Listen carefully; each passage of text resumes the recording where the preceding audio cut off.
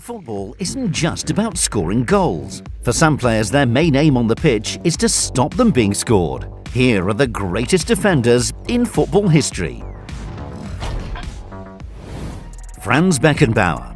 Calling Franz Beckenbauer a defender doesn't really do him justice. He was so much more than that. If you thought ball-playing centre-backs were a modern invention, take a look at some clips of the Kaiser in action. Beckenbauer popularised the sweeper role. He broke up play behind his fellow defenders and then started his team's attacks with world-class dribbling and passing. A two-time Ballon d'Or winner, the German was the first ever defender to claim the prize. He also won 3 European Cups with Bayern Munich and the World Cup and the Euros with West Germany. Beckenbauer's widely regarded as the greatest defender of all time. He's a legend of the game and one of the best all-round footballers the game has ever seen. Franco Baresi.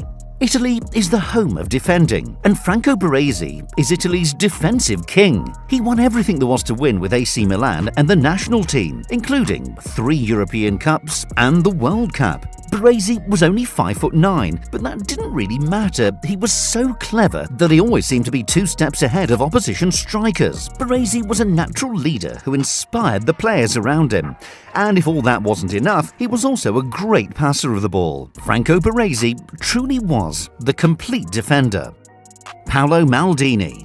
Paolo Maldini is often considered the best left-back ever. That alone shows you how good he was. But did you know that the best left-back ever was actually naturally right-footed? Seriously, Maldini started out as a right-back, but he was moved to the left because Mauro Tassotti played in that position for AC Milan. It's incredible that Maldini went on to become world-class on the opposite side of the pitch. His left foot became so good that you barely noticed it wasn't his strongest. Maldini was an expert reader of the game who had incredible longevity. He played more than 1,000 games for Milan and Italy, starting out in 1984 and eventually retiring in 2009.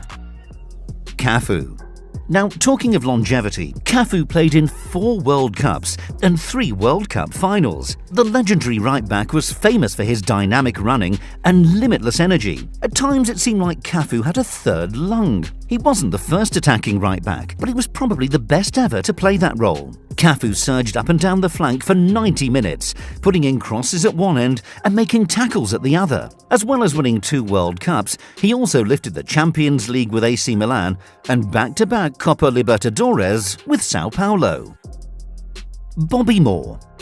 Bobby Moore, he defended like a lord. He was a gentleman and an incredible footballer.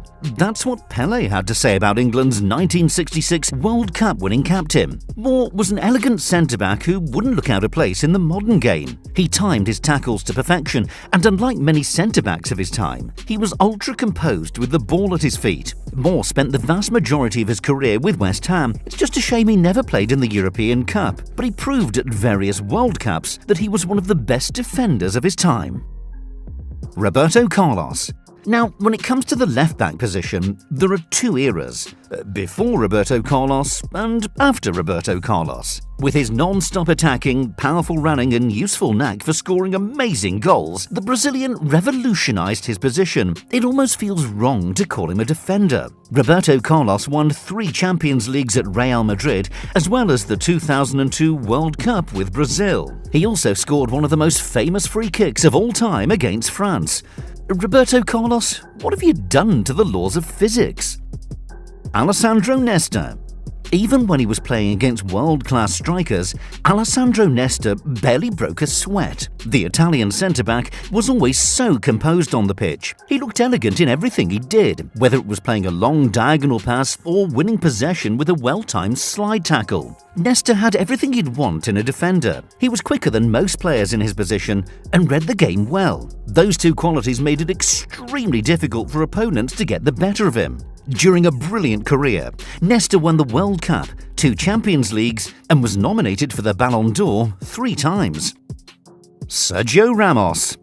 Cometh the hour, cometh Sergio Ramos. The Spaniard always rises to the occasion for Real Madrid and Spain. If you're going into battle, you'd want Ramos on your side. Ramos joined Madrid in 2005 and has been a vital player for the club ever since. He's won 4 Champions Leagues with Los Blancos, as well as the World Cup and 2 Euros with Spain. Now, Ramos isn't everyone's cup of tea. His antics rub many people up the wrong way. But even if you don't like Ramos, you have to respect him. Aggressive, clever, and a regular goal scorer despite his position. He's one of the best defenders ever. Philipp Lahm. Pep Guardiola's coached numerous world-class players. Of all of those, he picked Lahm as the most intelligent he's ever come across. Lahm was such a good all-round footballer that Guardiola converted him into a midfielder in his 30s. The German was one of those players who could do a job anywhere on the pitch. Lahm spent most of his career at fullback. He played on the left or the right side, depending on where he was needed. Lahm was technically gifted and was equally good at defending and attacking. He won the Champions League with Bayern and the World Cup with Germany during an almost flawless 16-year career. Carlos Puyol. In some ways, Carlos Puyol didn't seem to fit in with Pep Guardiola's tiki-taka merchants at Barcelona. He definitely didn't have the technique of Xavi, Iniesta or Messi. Puyol was a vital part of that team though. Strong, brave and a natural leader. He wore his heart on his sleeve and inspired his teammates week after week. Puyol was one of those defenders who loved to do the dirty work. He was strong, tenacious and a beast in the air. The Barcelona legend won 3 Champions Leagues with the club he loved, plus the World Cup and 2 Euros with Spain. Not bad for a player who Barca almost sold to Malaga in 1998. Okay, some honourable mentions. Dani Alves. 3 players are particularly unlucky to miss out, and Dani Alves is one of them. He was a playmaker at right-back who had a superb relationship with Lionel Messi at Barcelona. The Brazilian's also the most decorated player in football history. He's won 41 major trophies for club and country. Not bad. Daniel Passarella. Many midfielders would be proud to have Daniel Passarella's goal-scoring record. In 451 league games, the Argentine scored 134 goals. At 5'8", Passarella was a small centre-back, but what the World Cup winning captain lacked in height, he more than made up for in heart. Elias Figueroa.